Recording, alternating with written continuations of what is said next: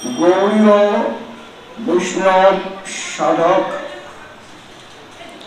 নিজেকে রাধারানীর সখীগণের সঙ্গিনী এবং সখীগণের আজ্ঞায় রাধা কৃষ্ণের সেবা পরায়ণা এবং রাধারানীর প্রসাদী বস্ত্রালঙ্কারে ভূষিতা বাসনাময় গোপী স্বরূপে নিজেকে চিন্তা করিবেন। পূজ্যপাদ হরিদাস ঠাকুর মহাশয় 18 সংখ্যক পারে গৌড়ীয় বৈষ্ণব জগতে ভক্তির একেবারে চরমতম অবস্থার কথা বর্ণনা করছেন এই পারে।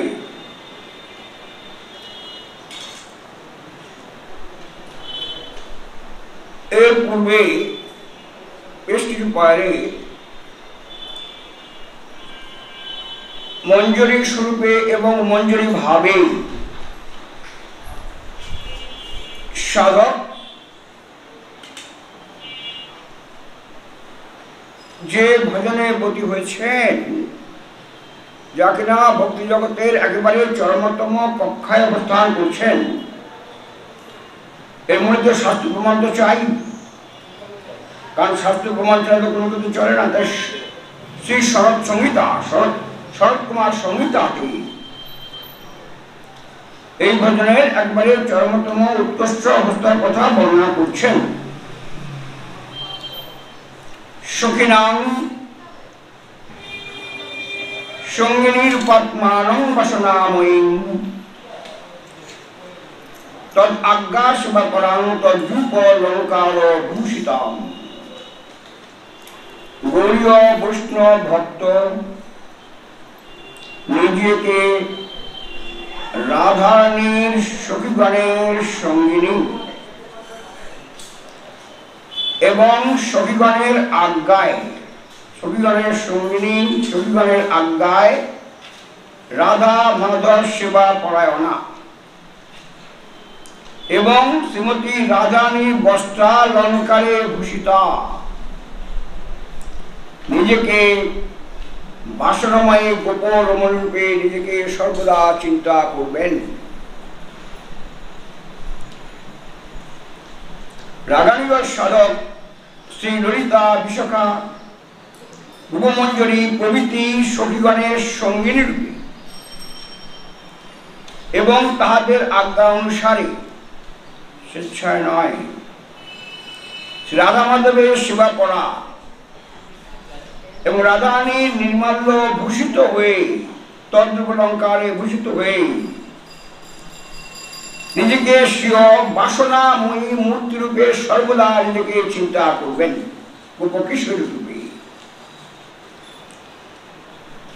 তাইলে রাধা মাধব রয়েছেন, রাধারানীর মঞ্জরীগণ রয়েছেন, সখীগণ রয়েছেন, সর্বোপরি রয়েছেন সেখানে গুরুকা সখী, তিনিও রয়েছেন। তাদের সঙ্গে এবং তাদের আদেশে, এটা তো স্বেচ্ছামূলক ভজন নয়, গুরুআনুগত্যে পরম্পরায় যেমন যেমন আদিষ্ট হয়েছে সাধক, ঠিক সেইভাবেই ভজনটা চালিয়ে যেতে হবে, যেখানে স্বেচ্ছাচারিতার কোনো প্রশ্ন নেই, বলে তাদের আজ্ঞায়, স্বেচ্ছায় নয়।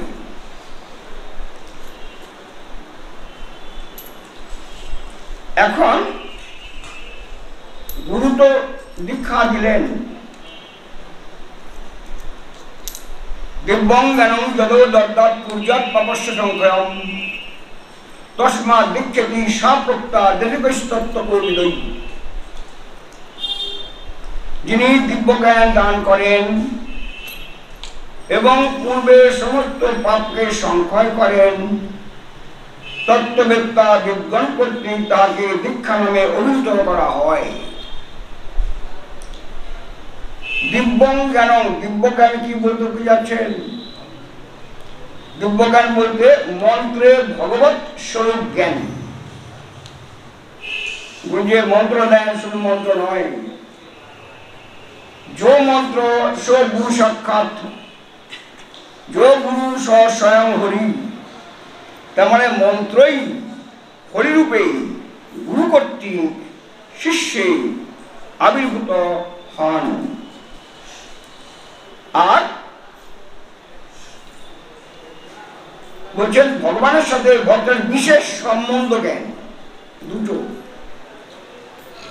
एक मंत्ररूप स्वयं हरि और जीवेर साथे भगवान विशेष सम्बन्ध ज्ञान।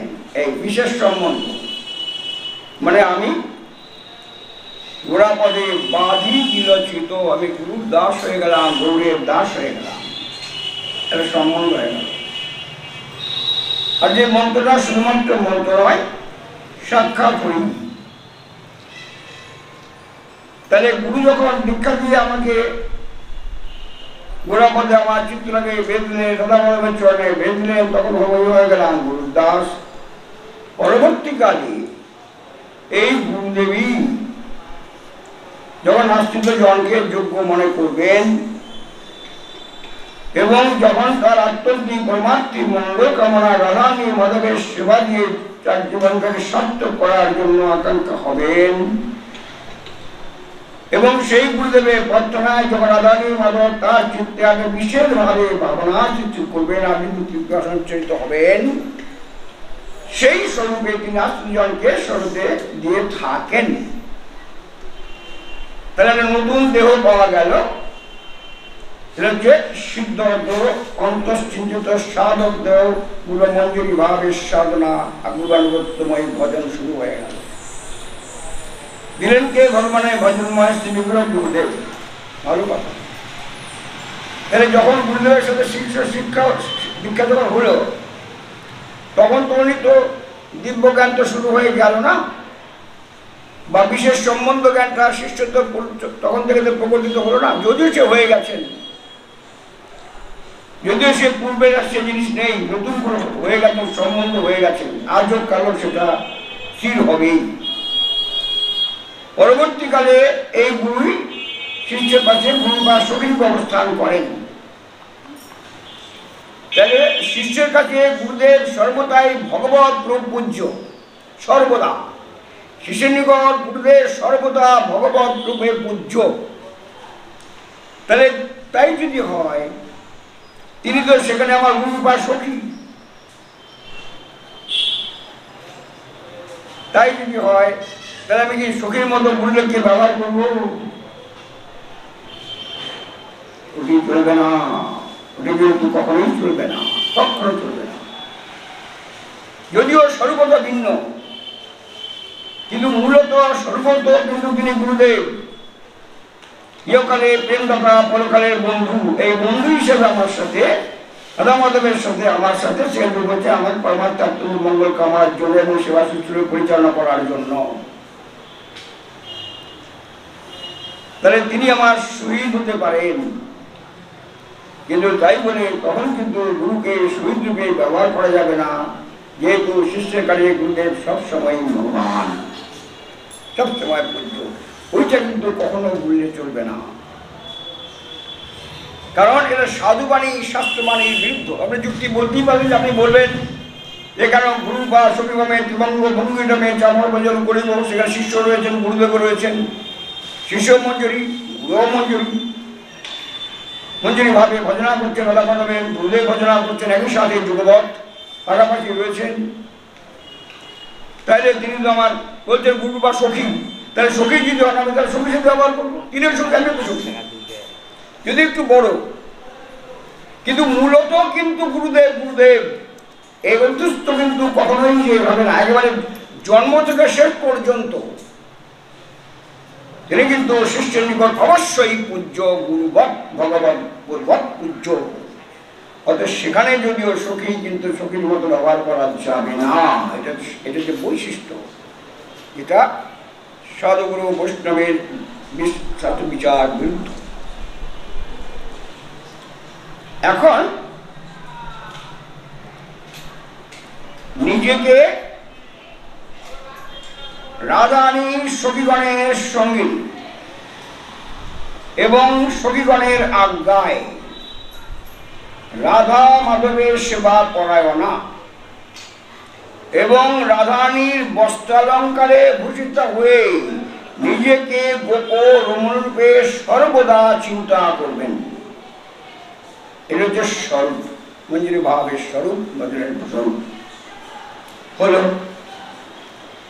তাহলে আজ্ঞা প্রশ্ন এলো কেন? ভজন করতে আবার আজ্ঞা লাগবে কেন? 1 নম্বর। 2 নম্বর, তাদের আদর্শী বা লাগবে কেন?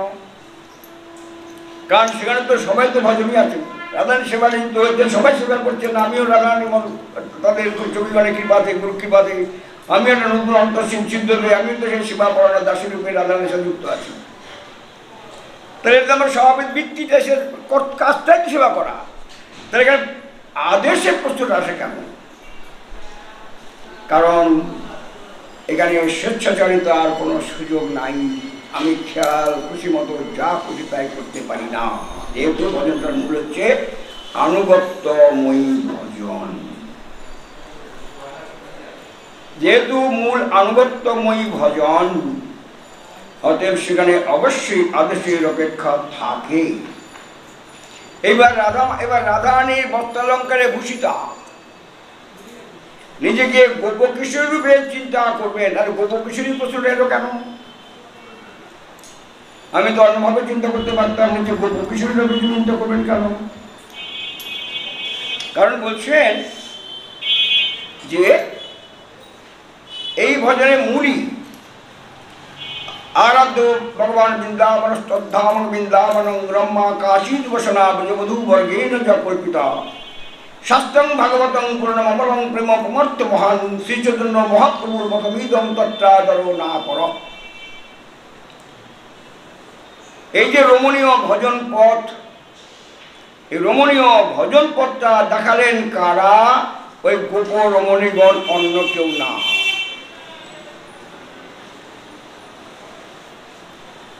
ব্রজলোকের কোনো ভাব লইয়াজি ভজে ভাবযোগ্য দেহ পাইয়া কৃষ্ণ পায় ব্রজে। অতএব ভাব করি অঙ্গীকার, এছাড়া কোনো গতি নাই, গতি নাই, গতি নাই। এই ভজনটা হচ্ছে ব্রজের সর্বোৎকৃষ্ট মধুর রসের ভজন, এবং মধুর রসের ভজন একমাত্র ব্রজেতে, অন্যত্র নয়।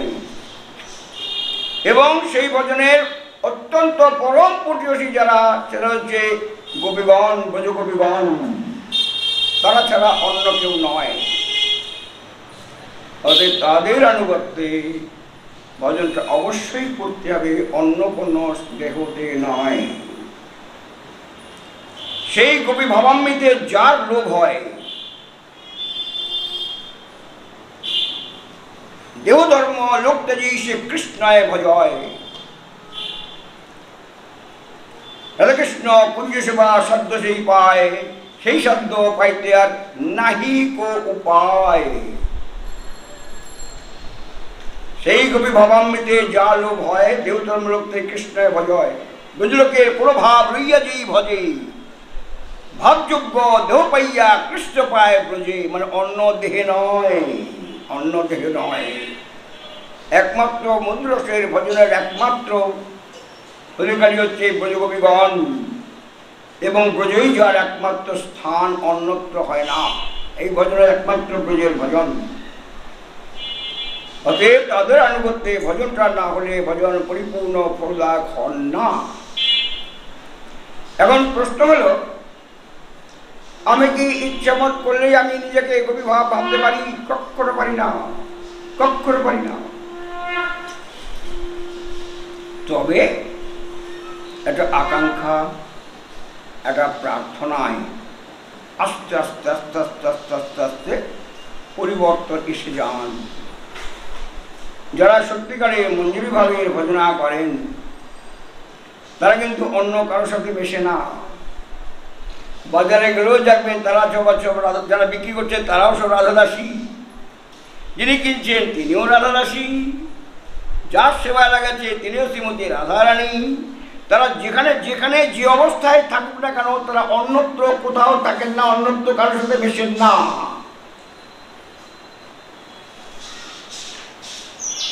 অন্তরে বলে না, যারা গৌরানুগত্যে এই ভজন পেয়েছেন, তারা যেখানেই স্নান করুন, ঘরেতেই হোক, বাড়িতেই হোক, কুয়াতেই হোক, কলেই হোক, যেখানেই হোক, তারা স্নান করছে কিন্তু রাধা কুণ্ডে।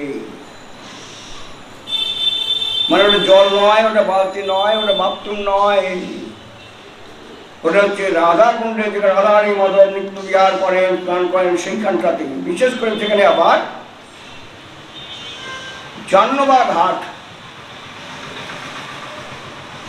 সিঁড়িটা খুব বেশি চড়া না। মানে একজন লোক, আমি একটা ছেলের সাথে গিয়েছিলাম, তো বেশি বড় না। আমি বলো, দেখ এখানে সাবধান, রাধারানী মদনবাবু নিত্য স্নান করতে আসেন। বলো, যেহেতু তোমরা স্নান করলে আমি স্নান করলাম, দেখলাম না তো। হ্যাঁ, তা তো বটে। তারপরের দিন এই সভা ঘটার পর ওকে দেখি না। আমি মাকে বলে, কি গো, ছেলে কোথায় গেল? বললো, আমাকে বলে গেল যে আমি আসছি। এবার ওই ছোকরা করেছে কি, সিঁড়িটা খুব বেশি চড়লে এতটা। আমি দেখলাম গিয়ে করেছে কি, সিঁড়ির এখানে মাথা, ওখানে পা দিয়ে পুরো একবার এরকম করে বসে। কিরে তুই? বলো, কালকে তো আমি রাধারানীকে স্নান করতে তো দেখিনি, আজকে তো আমাকে টপকে যেতেই হবে। কালকে দেখতে পাইনি, আজকে তো আমি আটকে রেখেছি পুরোটা, গেলে তো আমাকে তো সরে যেতেই হবে। কালকে তো দেখতে পাইনি, আজকে তো আমার দেখতেই হবে। সর্বনাশ। 7-8 পড়তো ছেলেটা, এখন বড় হয়ে গেছে। মনে মনে ভাবছি, সর্বনাশ, এই চিন্তা তো আমারও হয়নি। ও যে 12:30 সময় স্নান করতে আসে, ঘর থেকে 12:15 সময় বেরিয়ে গেছে। বেশ ঠিক সিঁড়ির এখানটাতে, এখানে মাথা দিয়ে পা দিয়ে প্রণাম করার ধরে বসে আছে। তাহলে কিরে তুই এখানে বলিস, কি ব্যাপার? এমন কথা না, 12:30 পর কথা। 12:30 স্নান করতে আসে। তারপরে বললো যে, যেটু আমি তো দেখতে পারলাম না, কালকে দেখতে পারলাম, আজকে তো দেখতে পারলাম না, তো তুই ওখানে কি করছিস? বলে, আমি জানো মাথা দিয়ে পা দিয়ে আটকে রেখেছি, যাবে কোথায় দিয়ে, আমাকে তো ঢুকে যেতেই হবে। তাহলে আমি নিশ্চয়ই ছাড়া পাবো, ছাড়া পেলেই বলো না। দাঁড়া, কালকে আবার অন্যভাবে চিন্তা করছি। কিরকম মাথায় ঢুকে গেছে।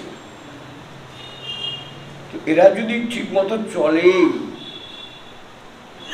অবশ্যকালের এখন ব্যবসায় যাই হোক, এই যে চিন্তাটা যে সেটি তো বিরাট। পরবর্তীকালে এই চিন্তাই তো কার্যকরী হবে।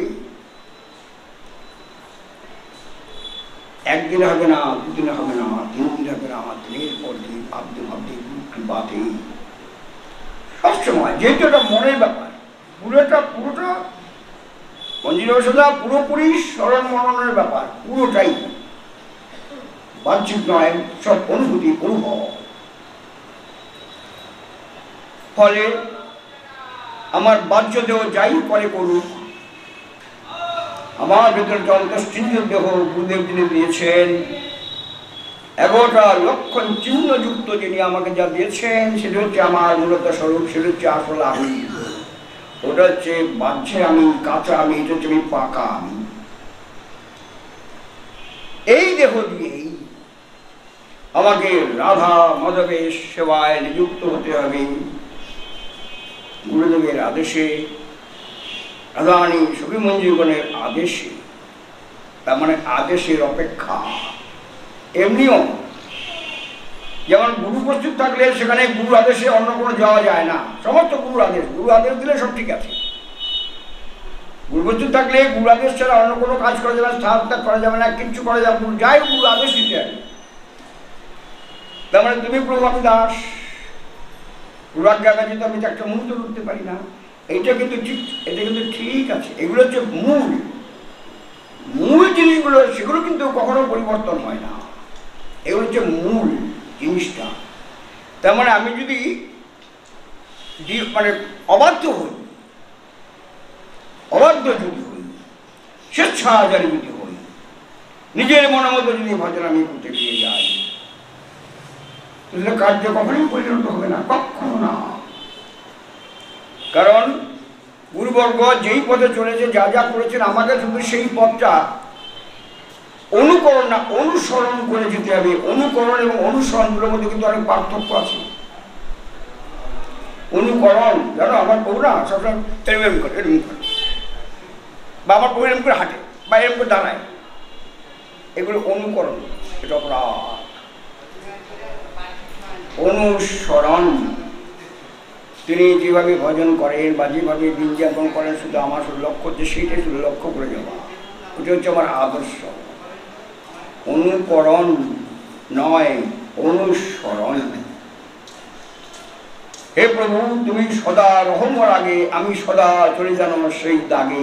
এই অনুসরণ, অনুকরণ নয়। অনুকরণ কিন্তু অপরাধ। শিষ্যের কাজ হচ্ছে অনুসরণ করা।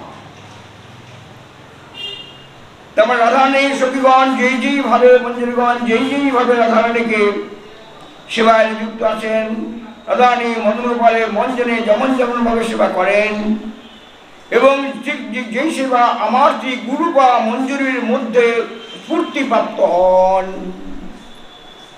আমি তার পেছনে দাঁড়িয়ে তার অনুগতা সখী রূপে শুধু সেইটুকুই আমাকে অনুসরণ করে যেতে হবে, নতুন করে কিছু করা যাবে না।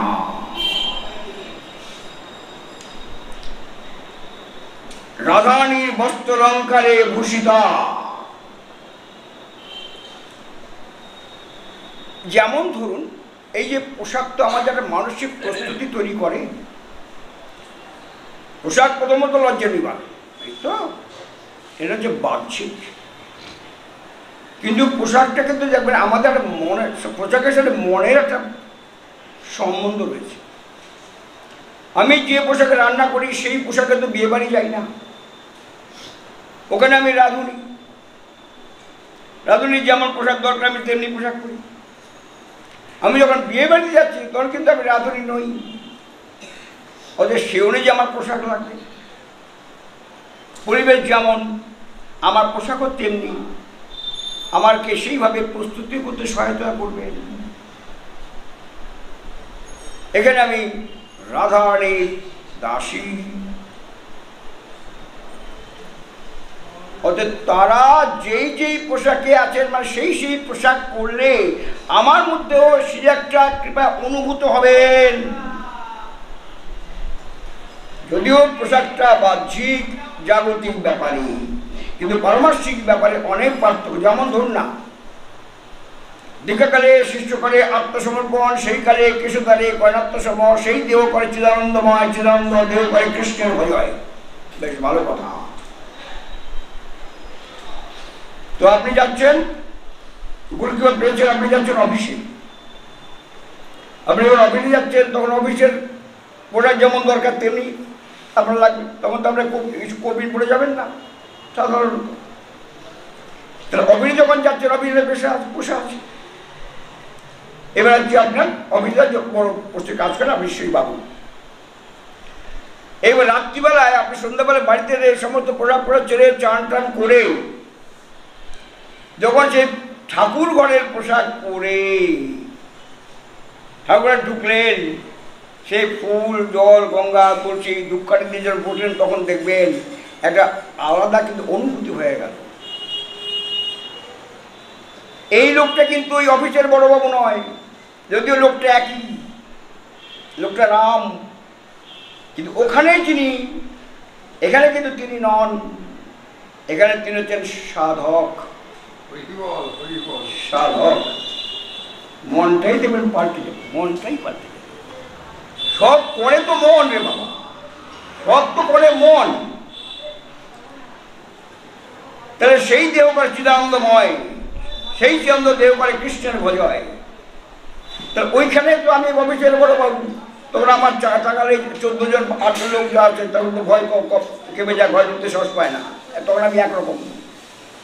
এবার সেই আমি যখন ঠাকুর ঘরে যাব, আমি কিন্তু আর অবিশেষে বড় বাবুও নই, আমি কেউ নই, আমি গৌরের দ্বার গুরুর সেবক। মানসিক পুরো মনের ব্যাপারটা, পরিবেশই আমাকে পাল্টে দেবে। সেই দেহ করে চিদানন্দময়, সেই দেহ করে কৃষ্ণের ভজয়। এবার সেই অপ্রাকৃত দেহ হয়ে অপ্রাকৃত ভাবে অপ্রাকৃত চিন্ময় বস্তুর ভজন শুরু হলো। একটা বাহ্যিক, এটা অন্তরের ব্যাপার। ঠিক তেমনি জন কিন্তু একজনই, সে দুজন না। পূর্বপরটাই মনের ব্যাপার। আমি এখানে রাধা দাসী, আর গুরু আমাকে বরাবরের জন্য করে দিয়েছে। আর শুধু আজকে নয়, কালকে নয়, পরশু দিনের নয়, যতদিন আছি ততদিন আমি রাধারানীর দাসী। রাধারানী যখন দাসী, যার সেবার জন্য আমাকে আত্মনিয়োগ করে দিয়েছেন প্রভু, তার সেবা যাতে পরিপূর্ণরূপে পুষ্টভাবে হন, তার জন্য মানসিক প্রস্তুতি আছে। রাধারানীর বস্ত্রালঙ্কারে ভূষিতা, মানে আমিও একজন রাধারানীর সখী, সখীগণের সঙ্গে তাদের আজ্ঞায় আমিও তাদের ভজনে রত।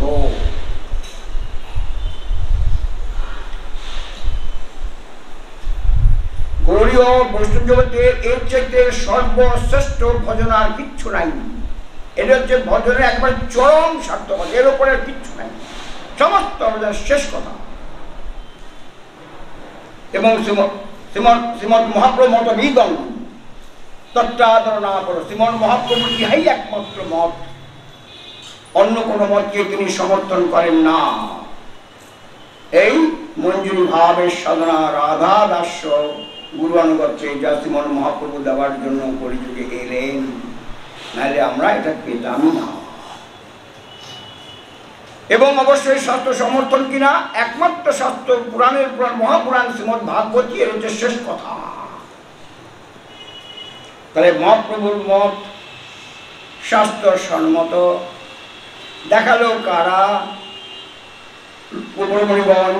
কি পথ বলেন? ভজন পথ। কেমন ভজন পথ? রমণীয় ভজন পথ, মানে এর চাইতে শ্রেষ্ঠ ভজন পথ আর নাই। রমণীয় ভজন পথ দেখালেন কারা? ব্রজগোপীগণ, নিজের আচরণ করে। এই ব্রজগোপীগণ যেভাবে ভগবানকে ভালোবাসতেন, যেভাবে তার চরণে সম্পূর্ণরূপে আত্মনিবেদন করেছেন, যেভাবে তাদের গোবিন্দের তুষ্টির জন্য যা করার সমর্থ তিনি করেছেন, নিজেদের কোনো কিছু না রেখে এই যে রমণীয় ভজন পথ দেখালেন ব্রজগোপীগণ, এবং এটাই আমাদের শ্রেষ্ঠ মত, শ্রেষ্ঠ পথ। এর চাইতে গৌড়ীয় বৈষ্ণব জগতে আর কোনো শ্রেষ্ঠ পথ নাই।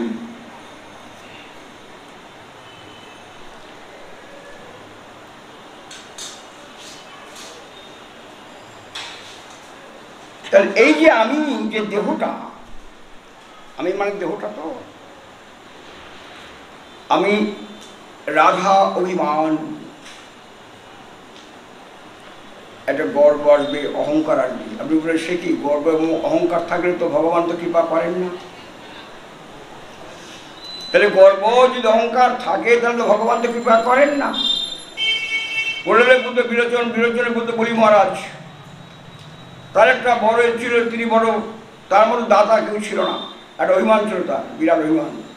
আমার মতো দাতার কেউ নেই, সত্যি তাই। তো এখন প্রহ্লাদের পুত্র বিরোচন, তার পুত্র বলি মহারাজ, ভগবান তোকে ফেলতে পারেন না, প্রহ্লাদের নাতি। অথচ গর্ব অহংকার থাকলে ভগবান কৃপা করতেও পারবেন না। অত গর্বটা ছেড়ে দিতেন, তাহলে সব ঠিক হয়ে যাবে। পরবর্তীকালে ভগবান বলি মহারাজের সে মাথাটা তার চরণে দিলেন, তো সমস্ত, এটি তো মেইন। তাহলে ভক্তির রাত্রে গর্ব অহংকার থাকলে কৃপা হয় না। তাহলে আমি রাধা দাসী, আমার বড় গর্বের, আমি বড় অহংকার, আমি রাধা দাসী, এটা কিন্তু অবশ্যই স্বতন্ত্র। এই গর্বটা স্বতন্ত্র, এখানে আমি নই। রাধারানী কৃপা করে আমাকে তার চরণে সেবা করার যোগ্যতা দিয়েছেন। আমার কোনো ভূমিকা নাই। তিনি যে আমাকে 10 জনের মধ্যে একজন গণ্য করে তাকে সেবায় সাক্ষাৎ সেবার সুযোগ দিয়েছেন, এটা তারই কৃপা। আমার কিচ্ছু ভূমিকা নাই। অতএব সাধন গর্ব অহংকার বলতে যা বোঝায়, এটা সেই গর্ব সে অহংকার নয়। আমি রাধারানীর দাসী, আমি গৌরের দাস, এ আমার বড় গর্বেই বড় অহংকার। আমি চেঁচিয়ে বলতে পারি, এটা আমার এমনি গর্ব নয়। কারণ এই গর্বে আমার কোনো ক্ষতি করছে না, আমার ভজন পথেও কোনো ক্ষতি করছে না, বরং এটা ভজন পথে আমাকে আরো সহায়তা করছে, মানে আমার দৃঢ়তা। আমার একজন নতুন মালকিন রাধারানী। সমস্ত অবস্থাতেই যিনি আমার পরিচালনা করেন, সমস্ত অবস্থাতেই। এই বোধ থাকলে পরে সেটা কারো কোনো ক্ষতিকর নয়, গর্ব নয়, অহংকার নয়।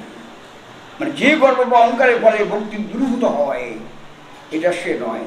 তাই সাধন সর্বদা অন্তঃস্থিত মনে মনে। দেখুন, রাগমার্গের ভজন মূলত কিন্তু এটা মনের ভজন, স্মরণ ভজন, রাগের ভজন, পুরো মনের ব্যাপার। এই ভজনটা পুরোপুরি মনের ব্যাপার।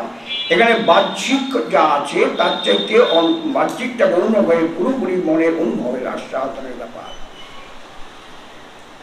বোঝা যাবে না, দেখানো যাবে না, বোঝানো যাবে না। একমাত্র যিনি বোঝার তিনি বুঝবেন, যিনি জানার তিনি জানবেন। আর বিশেষভাবে এই ধরনের ভক্তরা নিজেরা কিন্তু অত্যন্ত সচেতন, অত্যন্ত সচেতন, ভক্তমাত্রেই সচেতন, ভক্তমাত্রেই অত্যন্ত সচেতন।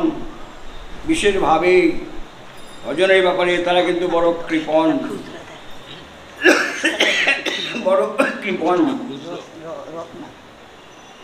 আমার দীক্ষাগুরুর সাথে কথা বলে আছে, দেখুন এই যে ভজন রহস্য, এটা তো ভজন রহস্যের একবার চরমত অবস্থাতেও। তাহলে এগুলো কি সবাইকে দেওয়ার জন্য, না সবাইকে দেওয়ার জন্য নয়?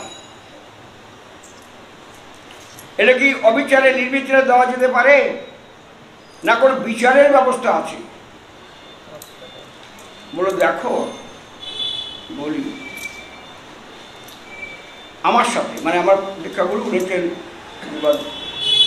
আমি গল্প সাহেবুর শিষ্য, এসব ভাগে পাচ্ছে সব, তাদের যারা আছে ভাইরা আরো সবাই নদী মহারাজ। তো এই নিয়ে আমার দাদা, আমার এক গুরু ভাই যে সন্ধ্যা আছে, তিনি অষ্টকালী ভজনে থাকেন। ধরে বলে, আচ্ছা ভাই বলো তো, আমার একটা প্রশ্নের সম্মুখীন হতে হচ্ছে, যে দুর্লভ যেটা ভজন, ব্রহ্মারও দুর্লভ যে ভজন, এটা কি সর্বসাধারণের দেওয়ার জন্য, না লুক্কায়িত রাখার জন্য, নাকি বেছে বেছে দেওয়ার জন্য?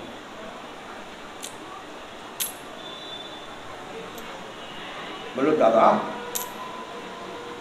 দেখুন, আপনি যদি আমার কথা যদি বলেন, কিন্তু অত্যন্ত উচ্চস্তরের,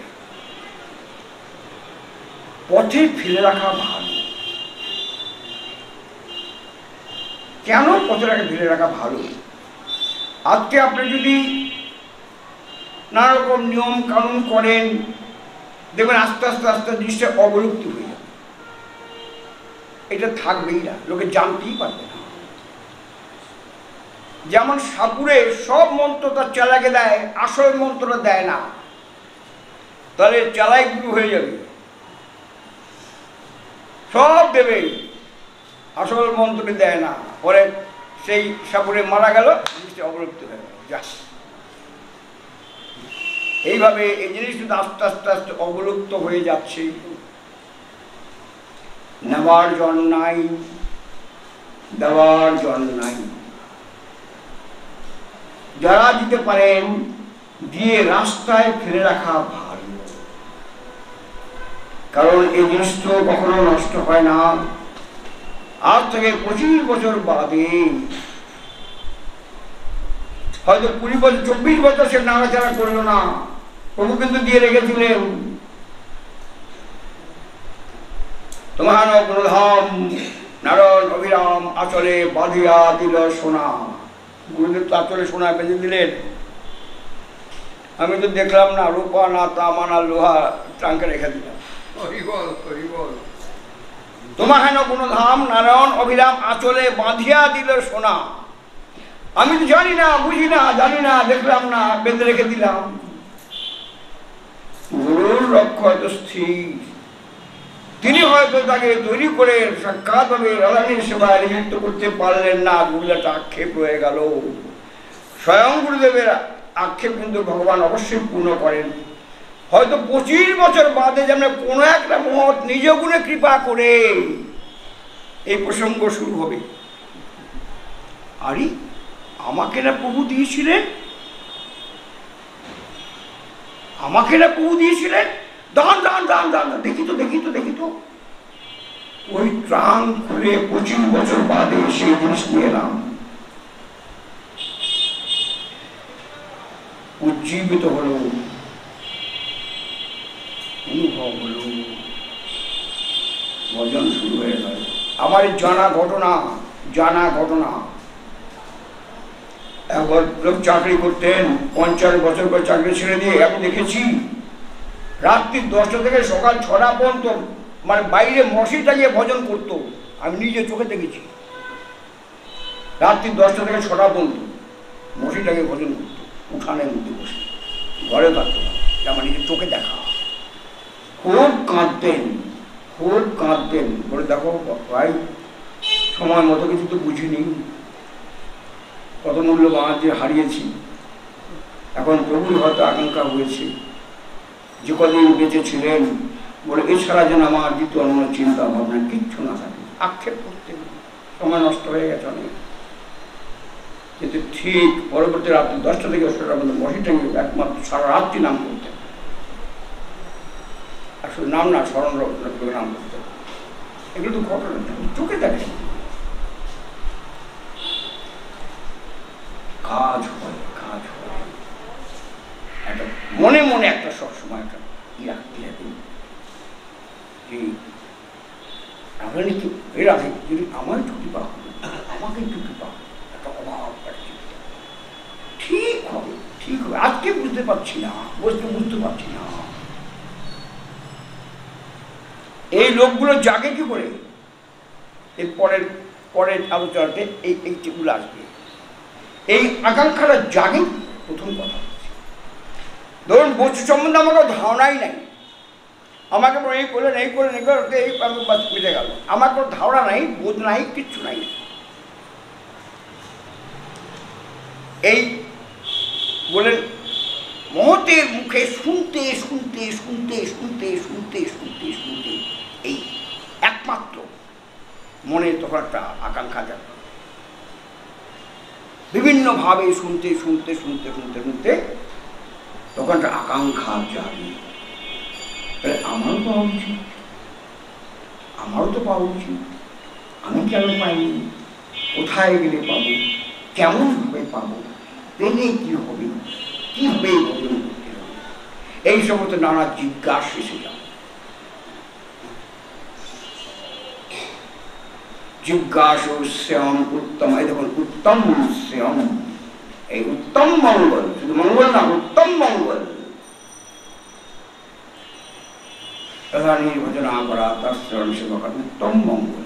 জিজ্ঞাসু শ্যাম উত্তম, এই উত্তম মঙ্গল। জিজ্ঞাসা করতে হবে উত্তম মঙ্গল। জিজ্ঞাসা করে কি? যে জানতে চায়। কে জানতে চায়? যে পেতে চায়। দেখুন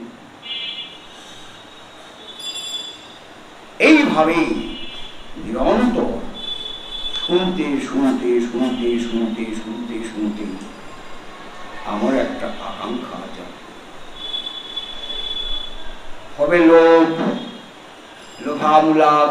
দেখুন কিরকম আস্তে, দেখুন আস্তে আস্তে দেখুন লোভ হয়ে গেল। এবার লোভী লোকের লোভ হলেই তো হবে না, পাওয়ার উপায় জানতে হবে। আমার দুধ খাওয়ার ইচ্ছে হয়েছে, একটা বাটি নিয়ে বসে আছি, দুধ খাওয়া হবে, যতই চোখের জলে কান্নাকাটি করি দুধ খাওয়া হবে না। ইচ্ছা হলো, উপায়, যেতে হবে গোয়ালার কাছে, যে দুধ দিয়ে কারবার করে। এবার গোয়ালার কাছে দেখে বসে থাকলেই হবে না, সে দুধ চলে বাড়ি চলে এলাম হবে না। কোন গরুর দুধ ভালো, কোন ঘাস খাওয়ায়, ঘাসগুলো কেমন করে কাটে, তার মধ্যে কি মশলা দেয়, কেমন ভাবে খাওয়ায়, দুধটা বাটে কিভাবে হাত দেয়, কিভাবে চলে, এইগুলো দেখতে দেখতে দেখতে দেখতে আমাকে একটা গরু কিনে এই শুরু করতে হবে। অবশ্যই হবে, অবশ্যই হবে, অবশ্যই হবে। শুধু লোভ জাগলেই হবে না, কিভাবে পাবো? ওই দুধের খাওয়ার ইচ্ছে হলে যেতে হবে গোয়ালার কাছে। একজন ড্রাইভারের কাছে গেলে হবে না, কিন্তু সে ড্রাইভার কিছু দুধ সম্বন্ধে কিচ্ছু জানে না, জানে গোয়ালা। এবং গোয়ালার কাছে গেলেও হবে না, সে কি করে সমস্ত খুঁটিয়ে খুঁটিয়ে দেখতে হবে, তারপরেই আমার পক্ষে সম্ভব। তখন এই বাটি বসলে এইবার দেখুন দুধ এসে যাবে, এইবার খাওয়া যেতে পারে। শোনা, শুনতে শুনতে শুনতে শুনতে একটা আকাঙ্ক্ষা হবে। আকাঙ্ক্ষা হলে পরে কোথায় পাবো তা নেই, এই প্রশ্ন আসবে। অন্বেষণ।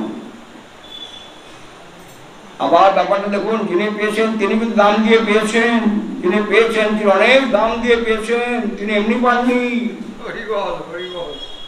অনেক দাম দিয়ে পেয়েছেন। হয়তো গেলাম মুড়িদুর মার্গ এদিকে 10 টাকা দেন, আপেলটা আমার একটু মঞ্জি ভজনদার না, আমাকে 10 টাকা দেবো আপনাকে, সোজা নয়। যিনি পেয়েছিল দাম দিয়ে পেয়েছেন, তাকে আস্তে আস্তে আস্তে আস্তে ঘ্যান ঘ্যান ঘ্যান ঘ্যান করে করে করে করে করে করে তার হৃদয়টা গলাতে হবে। কবে বলতে, দাদা আপনি আমার কথা যদি বলেন, দিয়ে রাখা ভালো, তো পাবেই না, তো অবলুপ্ত হয়ে যাবে। সত্যি কথা বলতে গেলে নেওয়ার লোক নাই। বাবা বলতেন যে কেনার লোক আছে, বেচার লোক নাই। এখন কেনার লোকও চলে যাচ্ছে, বেচার লোকও চলে যাচ্ছে, সোজা কথা। অত্যন্ত দুর্মূল্য, অত্যন্ত দুর্মূল্য। হরিও বসু জগতে ভজনের সর্বোচ্চ কক্ষার যে বস্তু, নিজ গুণে কৃপা করে তার সমস্ত অনুভব প্রতিটা ছত্রে ছত্রে প্রেম ভক্তি চন্দ্রিকাতে, এক প্রেম ভক্তি চন্দ্রিকাতে সব হয়, এই বস্তুত হয়। মহাত্মা শিশু কুমার ঘোষ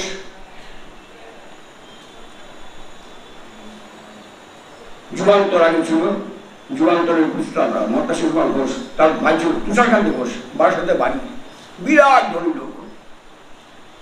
প্রতিবার দোল পূর্ণিমাতে বিরাট উৎসব হতো। মহাত্মা শিশু কুমার ঘোষ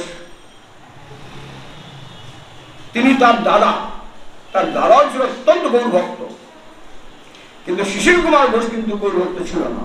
দাদা প্রায় বলতো, কোথায় দাদা এই ভক্তি পাওয়া যাবে? নবদ্বীপ যাও, নবদ্বীপে যাও। তার এই শিল্পচিত্র থাকতেন, আজকের কথা নয়। তার চরণ বলল, বাবা আমার একটু ভক্তি চাই, ভক্তি দেবেন? ভক্তি চান? খুব পাওয়া যায়, তাড়াতাড়ি পাওয়া যায়, অল্প পয়সা, অল্প পয়সা ভক্তি পাওয়া যায়। বলে হ্যাঁ, কত পয়সা? বলে 2 পয়সা। 2 পয়সা ভক্তি পাওয়া যাবে? যাওয়ার সময় বর্তমানে একটা প্রেম ভক্তির চন্দ্র কিনে নিয়ে যাবেন, ওইটা পড়বেন। এই মহাত্মা শিশির কুমার ঘোষ একমাত্র প্রেম ভক্তি চন্দ্রিকা পরে পরিকাল পড়তে চোখের জলে কত গ্রন্থ তার ভিজে গেছে এই মহাত্মী। তার পরবর্তী গান তো অমিয় নিমায় চরিত, 5টি খণ্ডে অপূর্ব গ্রন্থ। তোমার অমিয় নিমায় 5টি খণ্ডে এই মহাত্মা শিশির কুমার ঘোষ একমাত্র উনি হচ্ছে এই প্রেম ভক্তি চন্দ্রিকা। তখন উনি এসেছিলেন, বলে আপনার কথাটা ভুলে নিন, 2 পয়সা যে প্রেম ভক্তি পাওয়া যায় এটা জলজ্জন্ত প্রমাণ। প্রেম ভক্তি চন্দ্রিকা মতো গ্রন্থ নেই, একটা সমস্ত সাগর ছাঁচা মানিক হচ্ছে প্রেম ভক্তি চন্দ্রিকা। রোজ যদি একটু পড়া যায়, একটা দুটো করে শ্লোক পড়া যায়, এ কৃপা হবেই হবে। স্বয়ং গ্রন্থবী ভগবান পূজ্যপাদ দাস ঠাকুর নিজের অনুভূতি, নিজের সমস্ত অনুভূতিগুলো লিখে দিয়েছেন। যখন নবদাস ঠাকুর প্রায় শেষের দিকে, তখন গৌর কথা বলতে পারতেন না, গৌর কথা উচ্চারণ করতে পারতেন না, গৌর কথা বলতেও পারতেন, শুধু কাঁদতেন। সেই সময় তার চরমত অনুভূতি এই প্রেম ভক্তি চন্দ্রিকা। তখন সেই সময় মানে একবারে গাঢ় অবস্থা।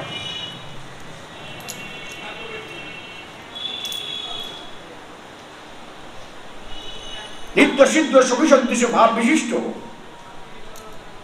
গুরুদেব সিদ্ধ প্রণালীতে যে একাদশ ভাবে প্রদান করিয়াছেন, সেই রূপে নিজেকে সাক্ষাৎ তুল্য মনে করতে হবে। মানে আমি রাম নই, আমি শ্যাম নই, আমি যদু নই, আমি মধু নই, আমি রাধা দাসী, আমি দাসী। তিনি আমাকে যে স্বরূপ দিয়েছেন, আমি সব সময়ের জন্য সেই স্বরূপের অবস্থিতি যাকে বলা হয়, সব সময়ের জন্য। এবং সেইভাবে সেই মনে অন্তঃস্থিত দেহে এই ভজন একেবারে চরমতম অবস্থা। এর চেয়ে শ্রেষ্ঠ ভজন নাই। কারণ সাধ্য হচ্ছে প্রেম। এই দেহতে, লিঙ্গ দেহতে প্রেমের বেশি আর কিছুতেই পাওয়া যায় না। সাধক দেহে প্রেম পর্যন্ত উদিত হওয়া সম্ভব। স্নেহ হইতে মহাভাব পর্যন্ত উদিত হওয়ার কোনো সম্ভাবনা নাই। এটা কিন্তু তার পরে গোপগৃহে গোপীগর্ভে জন্ম ব্যতীত ইনি কাহারও কন্যা, কাহারও বধূ, কাহারও স্ত্রী ইত্যাদি নলীলায় ব্যবহার সুসিদ্ধ হইতে পারে না। এই দেহে প্রেম পর্যন্ত হবে। এরপরে যে অবস্থাগুলো, সেগুলো এই দেহে হবে না, একটা নতুন দেহে। সেই নতুন দেহটা কি? এই গোপীর দেহে। এই নতুন দেহটা দেন কি? ভগবানের পদ্মময় দিব্য শ্রী গুরুদেব। আমার চিন্তায় ভাবনায় সমস্ত কিছু স্বরূপ করতে করতে দেখবেন সবসময় অভ্যাস হয়ে গেলে, তখন করতে করতে করতে করতে করতে করতে ঠিক এসে যাবে, ঠিক এসে যাবে। তার জন্য চাই ওই কান্তিক একটা আকাঙ্ক্ষা, চেষ্টা বলবো না, কারণ চেষ্টা করে হয় না। আকাঙ্ক্ষা, প্রার্থনা, চোখের জল, সরকারি এর সমস্ত মিশ্রণে এগুলো সম্ভব। তবে ধরুন শুধু এগুলো পেলেই হলো না, এগুলো মানে বলে ইষ্ট গোষ্ঠী, এই তো উঠেই গেছে, আর সত্যি এগুলো নেই। দু চারজন যারা এই জাতীয় ভক্তির অধিকারী, তারা নিজেরা মিলেমিশে পরবর্তীকালে ভাবের আদান প্রদান করলে হয় কি, এটা আরো পুষ্টি হয়, পুষ্টি হয়। পেলাম, হলো, চলছে, তার মধ্যে তো আমার কোনো ত্রুটি বিচ্যুতি থাকতেই পারে। তো তাই সমজাতীয় সর্বগুণ সম্পন্ন সাধকের সঙ্গে বলছেন ভাবের আদান প্রদান, এটা কিন্তু সর্বসমক্ষে নয়। ভাবের আদান প্রদান এতে হলো কি, পুষ্ট হয়। পেলেই হবে না, এই চেয়ারটা পুষ্ট করতে হবে তো খাওয়া দিয়ে। খাওয়াটা কি? এই হচ্ছে খাওয়া। চলছেন, স্মরণ চলছেন, প্লাস ভাবের আদান প্রদান করলে হয় কি, জিনিসটা আরো স্পষ্ট হয়। সর্বসমক্ষে তো সম্ভব তো না। এবারে সমজাতীয় সমগুণ সম্পন্ন এর সাথে নিশ্চিন্তে ভাবের আদান প্রদান করে নিজের অভিজ্ঞতাটাকে বা নিজের ভজন পদ্ধতিটাকে আরো উন্নত করা যেতে পারে।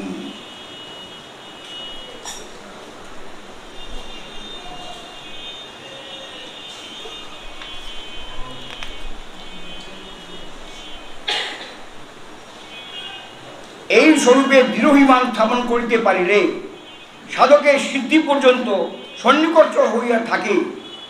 স্বরূপ অভিমানে ভজন প্রয়াস দূরে থাক, কেবল তাদৃশ অভিমানই সিদ্ধ হয়ে থাকে।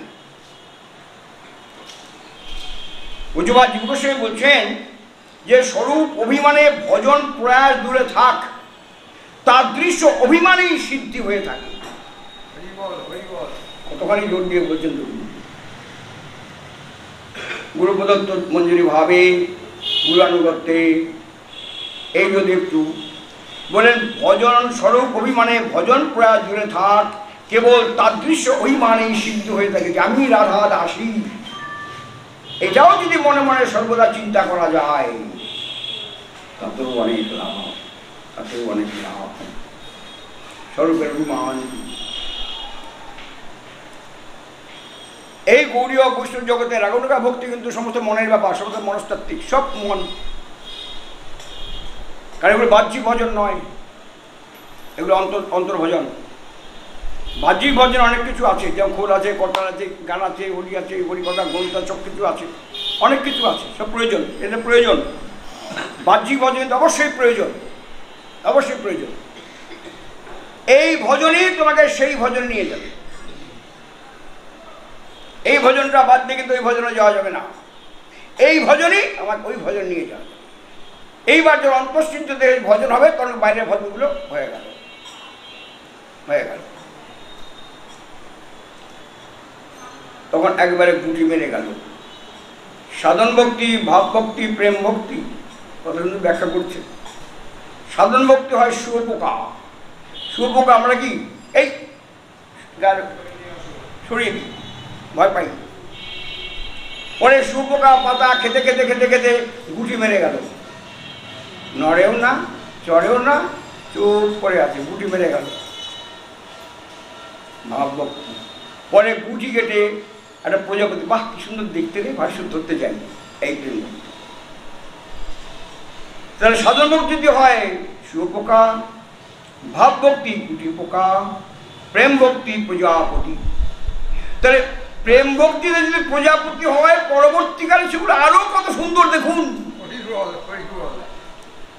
আরো কত সুন্দর। আমার চেষ্টা হবে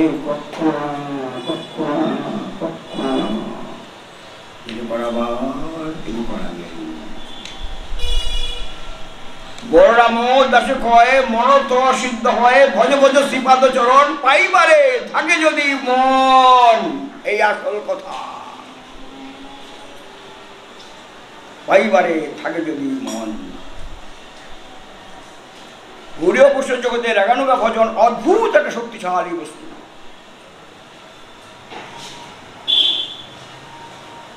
দেখুন এই মন সব করতে পারে,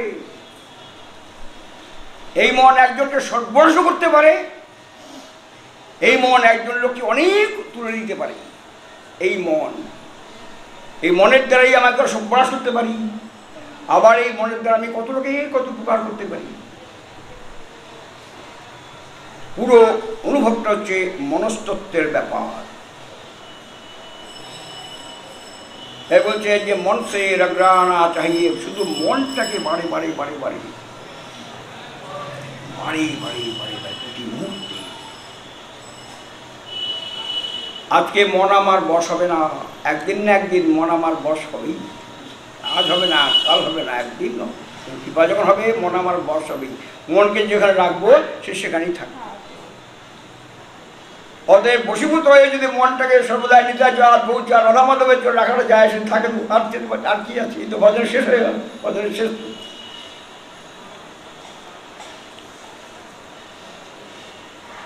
অদ্ভুত বলেন, অদ্ভুত শক্তিশালী, অদ্ভুত শক্তিশালী, অপরিমেয় ক্ষমতা, অনুভবের বস্তু, বোঝানোর নয়, অনুভবের বস্তু। প্রেম ভক্তি আটান্ন সংখ্যক পরে বলছেন সখিনাং সঙ্গীর পদ্মানং বসনাময়ী আজ্ঞা শিবপরাং তদ্রূপ লঙ্কার ভূষিতাম। গৌরীয় বৈষ্ণব সাধক নিজেকে রাধারানী সখীগণের সঙ্গিনী, কারণ আমি তো সেখানে তো আছি, সখীগণ গণনাতে আমারে গণিবে তাতে তবুহ পুরাব অভিলাষ। নতুন বলছে আমাকে যেন সে সঙ্গিনীর মধ্যে আমি একজন গণনা করা হয়। রাধারানী সখীগণের সঙ্গিনী এবং তাদের আজ্ঞায় রাধা মাধবের সেবা পরায়ণা, তবে অন্য কিছু নেই। এবং সেইটাই আরো পুষ্টি লাভ করবে। রাধারানীর প্রসাদী বস্ত্রলঙ্কারে ভূষিতা, নিজেকে গোপ রমণ রূপে সর্বদা চিন্তা করবেন। এইভাবে এই চিন্তে বাহ্যন্তরিয়া দ্বৈত সাধন, বাহ্যে দেউ করে শ্রবণ কীর্তন, মনে মনে স্থিত করিয়া ভবন, দিবাংশী চিন্তব্রজে রাধাকৃষ্ণের চরণ। এই ভজনের একবারে চূড়ান্ত পরিসমাপ্তি। যেটা গৌরচাঁদী পরে আবার আগামী দিনে আমাদের ভগবতী কথা আলোচনা হবে। আজ আমাদের ভগবতী কথা